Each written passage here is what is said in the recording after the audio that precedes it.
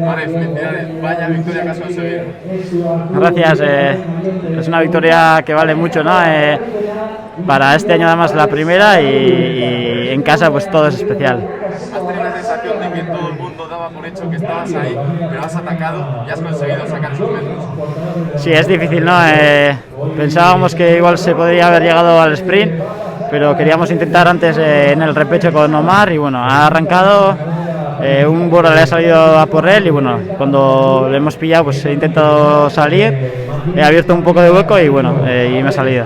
Gainera, World Tour lehenengo etapa irabazi duzu eta etxean.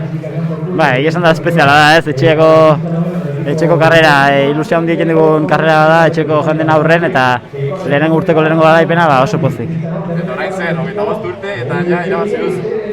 Handikan egun ez daun, onditzuli ez da bukau eta saiatuko berriz. Zerena, Alex. Eskerrik asko.